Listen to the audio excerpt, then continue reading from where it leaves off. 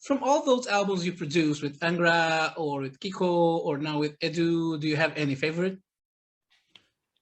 No, I don't. I don't. The thing is, I'm like any young musician would be. You know, when you make your first record or your demo when you're a kid It's and the you think best it's thing the in the coolest world. shit in the world. Yeah. It's just the coolest shit. And you listen to it at night with headphones. Ah, it's great. Everything I do is so great. Wow.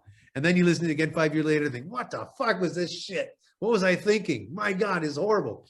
That's basically me in every production I've ever done. Okay. I love it to death when I'm doing it right when it's done. I go, yeah. And then after a while, I go, ah, fucking shit.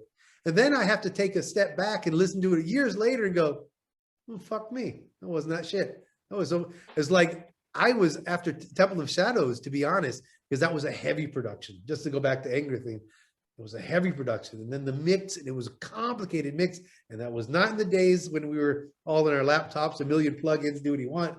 I was dealing with 64 tracks is all I had, working with an old soundscape unit. I had a console that had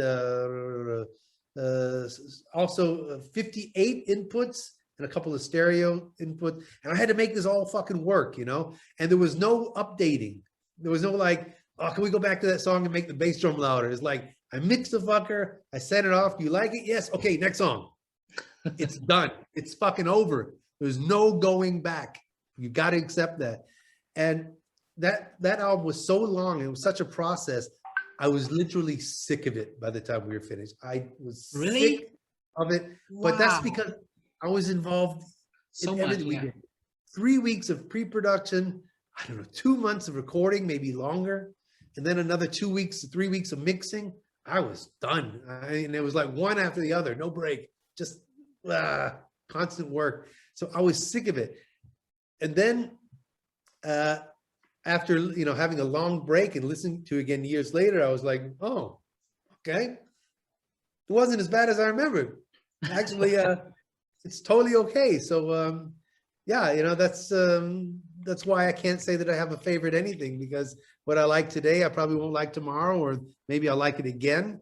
At the moment, like I said, I'm really, really happy with both Edu's and North Tail, Bill Hudson's album.